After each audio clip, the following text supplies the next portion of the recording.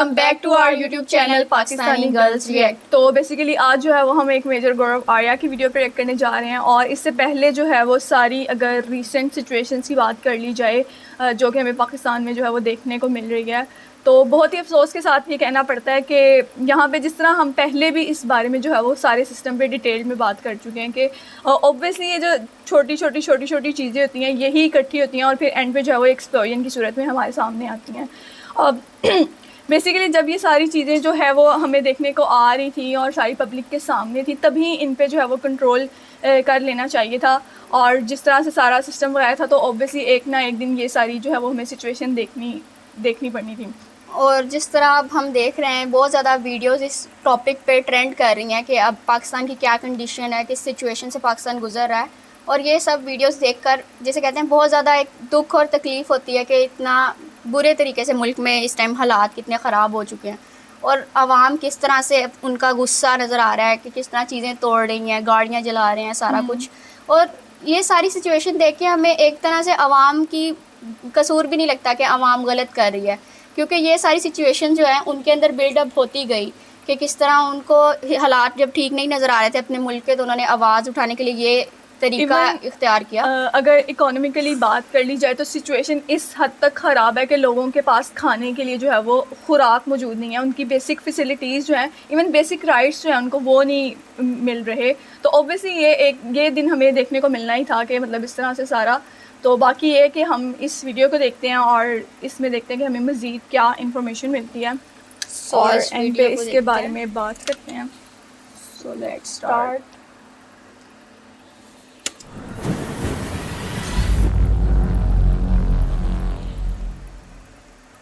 इसमें एक ही बात, आदमी जीतेगा, या तो आर्मी चीफ जीतेगा, इमरान खान जीतेगा। और लड़ाई एक्चुअली दो लोगों के बीच में है। ये शहबाज शरीफ, फवाद शरीफ, ये तो जैसे कौन से बिल में छुपा हुआ शेख रशीद जिंदा है, मरमुरा गया, क्या हो गया? कोई तो जवाब दे, कहाँ है शेख रशीद? ये डब्बू वब्बू कहाँ है? इंडिया की साजिश है या फिर यहूदियों की साजिश है? ना ना ना। अब पाकिस्तानी मान गए कि खुद कि जब अपने लोगों की बात आती है तो ये सबसे बड़े चौधरी सरेंडर तो इंडियन आर्मी के सामने कर। जय हिंद दोस्तों, मैं हूं मेजर गौरव और आप देख रहे हैं चाणक्य डायलॉग्स। इस वीडियो को लाइक करिए, हमारे चैनल को सब्सक्राइब करिए, बेल आइकन दबाना बिल्कुल मत भूलिएगा दोस्तों, जो आप में से मुझे ट्विटर पे फॉलो करते हैं, आपने ये नोट करा होगा कि अक्सर मैं 10 या 11 बजे के बाद ट्वीट्स करना शुरू करता हूं। अर्ली मॉर्निंग ट्वीट्स मेरे बहुत कम होते हैं, रेयर होते हैं, करता हूं लेकिन बहुत कम। ज्यादातर मेरे बाद में होते हैं because I finish off most of my work by 10:30 11 o'clock, all the official work and all that. फिर रिकॉर्डिंग वगैरह जो होती है बाद में होती रहती है, लेकिन मोटा मोटा काम मेरा खत्म हो जाता है, तो I am at peace and then I start tweeting after that. कल मुझे कुछ लग रहा था कि कुछ गड़बड़ है और 2-3 दिन से लग रहा था यार कि कुछ ना गड़बड़ हो रही है। एंड व्हेन आई से गड़बड़ हो रही है मतलब पाकिस्तान में गड़बड़ हो रही है। तो कल मैं 8:38 पे, ये देखिए ट्वीट मेरा, और एडिटर साहब जरा टाइम स्टैंप जो है जरा इसको हाईलाइट कीजिएगा। 8:38 पे एग्जैक्टली मैंने एक ट्वीट करा, और ये ट्वीट मैंने सीरियसली करा। लोग कह रहे थे साहब ये मजाक कर रहे हैं, मेरे साहब मजाक नहीं कर रहा था। मैंने इसमें ट्वीट में लिखा था कि in name of Indian missiles and their approximate range, जो भारत की मिसाइल्स हैं और उनके अप्रॉक्सिमेट रेंज क्या है। अग्नि 5000 to 8000 किलोमीटर्स अग्नि मिसाइल, पृथ्वी मिसाइल 350 किलोमीटर प्लस, आकाश जाहिर सी बात है सर्फेस टू एयर मिसाइल है, त्रिशूल ये भी सर्फेस टू एयर मिसाइल है, और नाग जो है वो एंटी टैंक गाइडेड मिसाइल है। तो इसके अपने अपने किसी का 5 किलोमीटर, किसी का 25 किलोमीटर, अलग अलग रेंजेस हैं, लेकिन ये मेन इंडियन मिसाइल्स हैं। जो इसके अलावा ब्रह्मोस भी और भी हैं, लेकिन मैंने 5, और नीचे मैंने लिखा इमरान खान एंटायर पाकिस्तान। और मैंने न्यूज स्टोरी कौन सी टैग करी इसमें, यह ज्यादा इंपॉर्टेंट है, जिसमें कि DGISPR जो है, जो मेजर जनरल है पाकिस्तानी आर्मी का, सर्विंग DGISPR, वो कह रहा है इमरान खान से कि आप बेबुनियाद इल्जाम लगा रहे हैं पाकिस्तान फौज पे। जब DGISPR ने इमरान खान का नाम लिया, मेरा दिमाग खटका कि कुछ होने वाला है। अब क्या होने वाला था, I didn't have any idea, मुझे तो पता ही नहीं था क्या होने वाला है। और कुछ समय के बाद ये कांड हो गया, इमरान खान को अल कादिर ट्रस्ट केस में अरेस्ट कर लिया। अच्छा, किस्सा क्या, अल कादिर ट्रस्ट क्या है?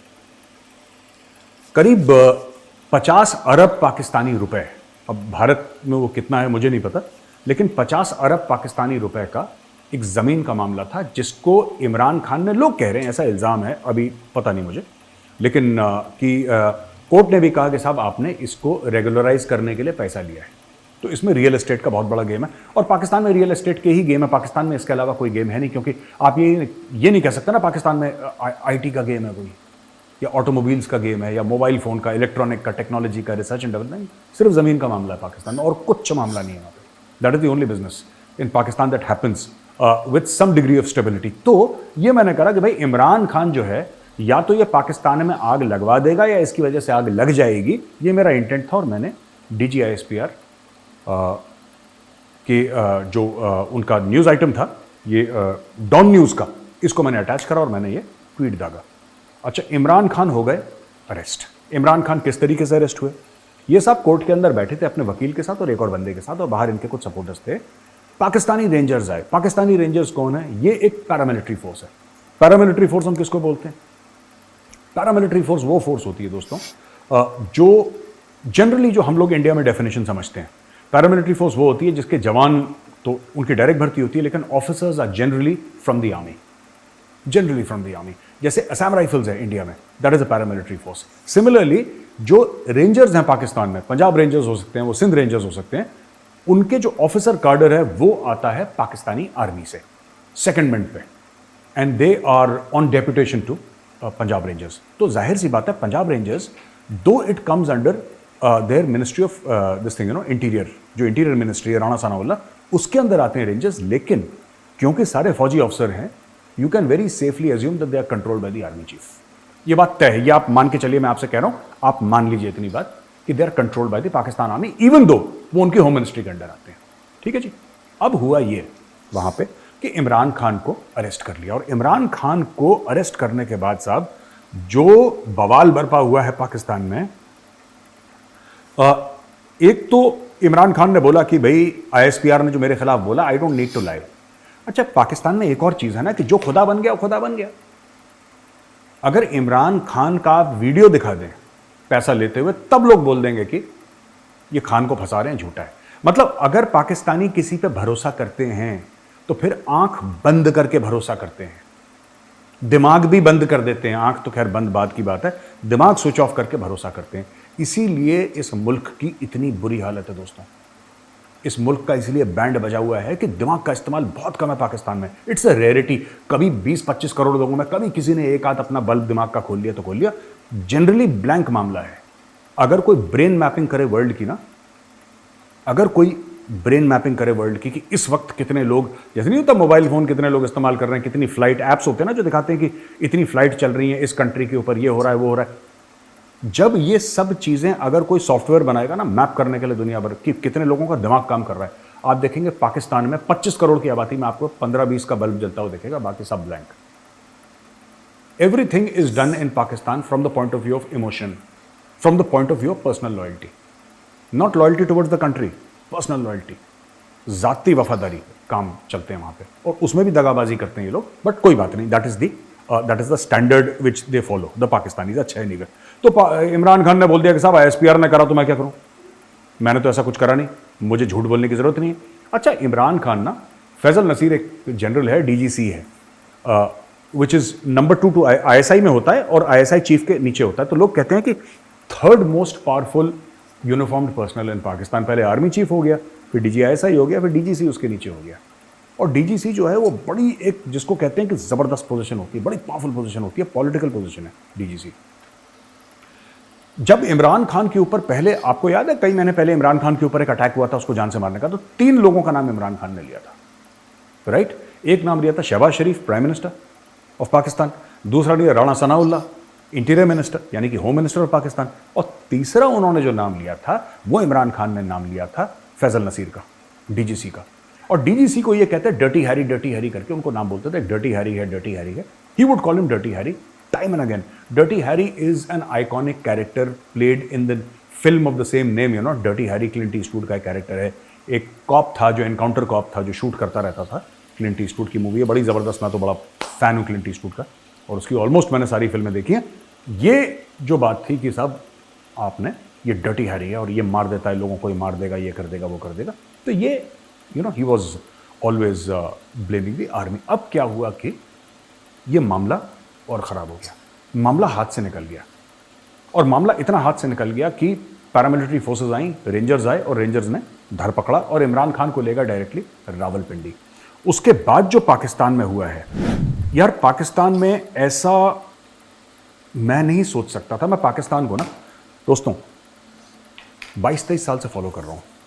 मैं आपको बताता हूँ, एटलीस्ट ईयर 2000 से मैं पाकिस्तान को फॉलो कर रहा हूँ। जब से आर्मी में था, तो आर्मी में तो इतना हमारे पास था नहीं वहाँ पे सुविधाएं, इन द सेंस कि दूर दराज जगह पोस्टेड रहा मैं, कभी न्यूज़पेपर कोई आ गया तो आ गया, वरना इंटरनेट जब से आया है तब से मैं पाकिस्तान को फॉलो कर रहा हूँ।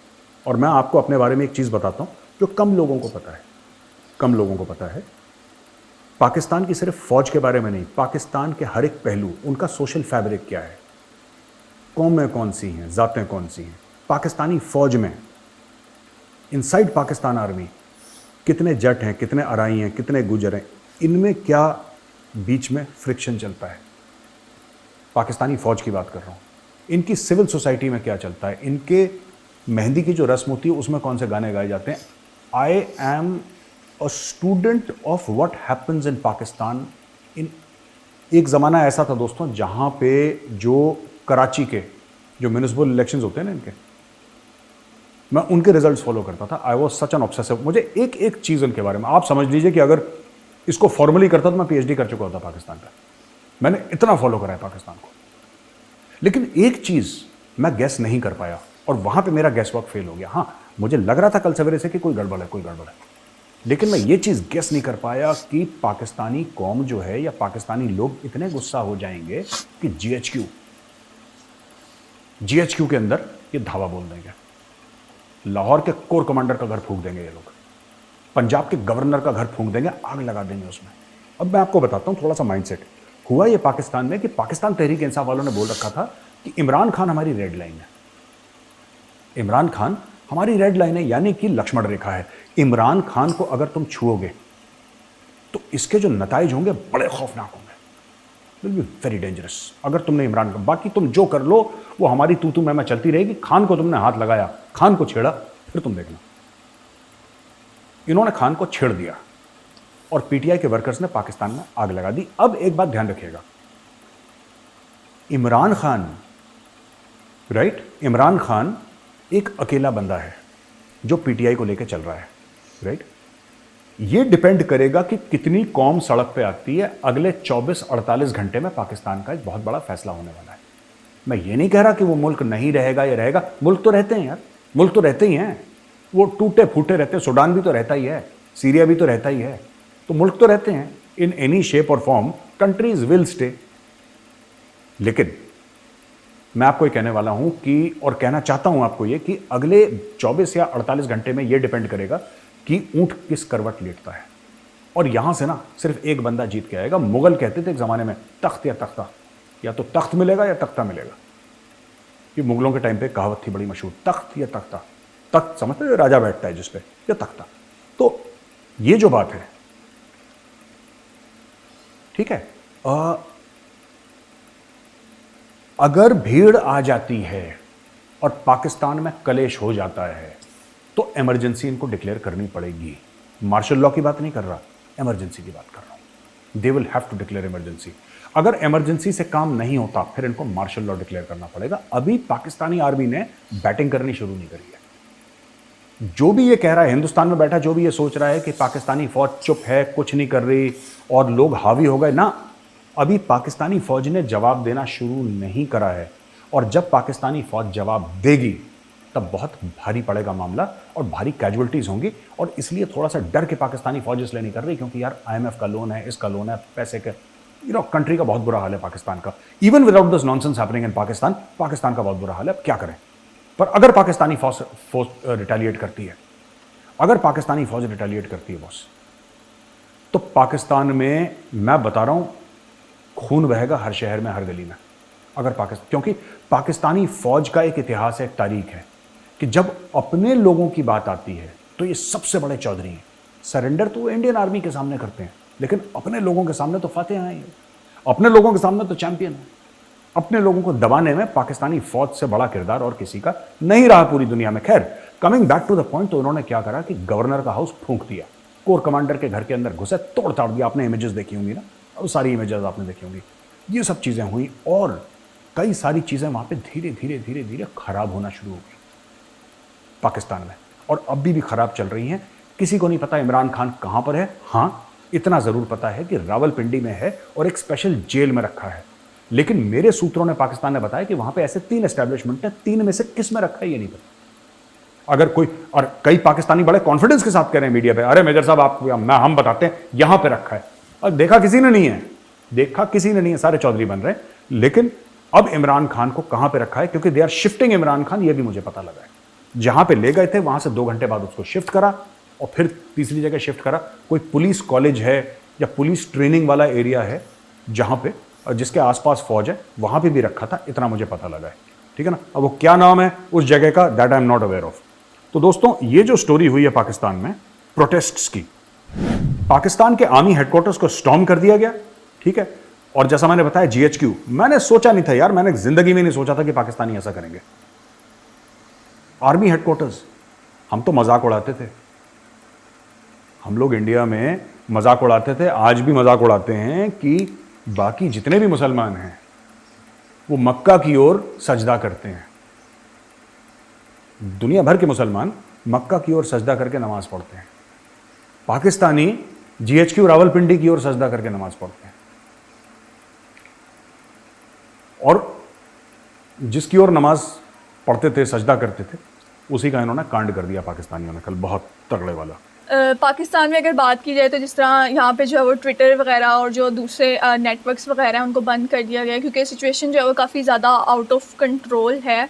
और दूसरा, अगर जिस तरह पब्लिक की बात की जाए तो ये बात हम पहले भी काफ़ी दफ़ा कर चुके हैं कि मतलब पब्लिक जो है वो इतनी इमोशनली इतनी स्ट्रॉन्ग नहीं है कि मतलब वो किसी भी चीज़ का जो है वो डिसीजन ले सके।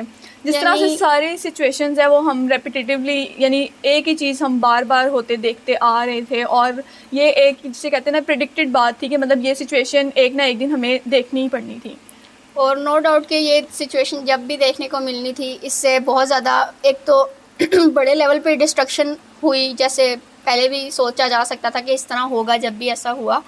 और इससे बहुत ज़्यादा नुकसान, यानी पाकिस्तान का ही एक तरह से ये नुकसान हुआ कि एक तो लोगों का सबसे, जो उन्होंने अपनी चीज़ें छोड़ के, अपने काम छोड़ के सारे लोग एहतजाज के लिए निकले, उनका इस तरह से एक तो टाइम भी कितना कंज्यूम हुआ इस चीज़ के लिए, और कितनी बड़े लेवल पे डिस्ट्रक्शन देखने में आई कि किस तरह लोगों ने तोड़ फोड़ की।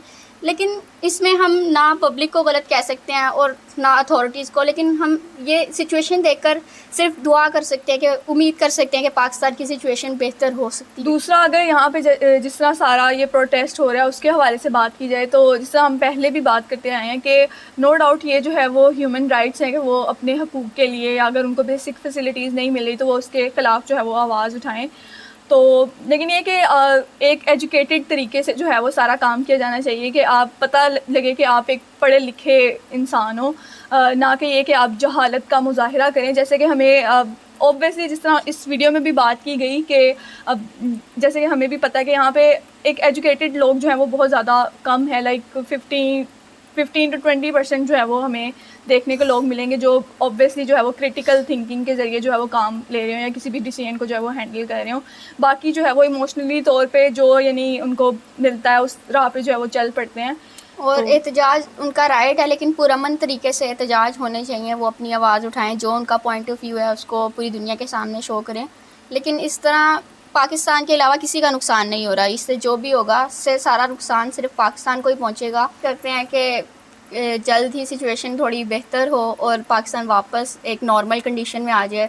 इस वक्त बहुत ज़्यादा हालात आउट ऑफ कंट्रोल हैं और कुछ पता नहीं है कि क्या कब क्या होगा, और ना फ्यूचर का पता है, और अभी प्रेजेंट में भी बहुत ज़्यादा कंडीशन वर्स हो चुकी है।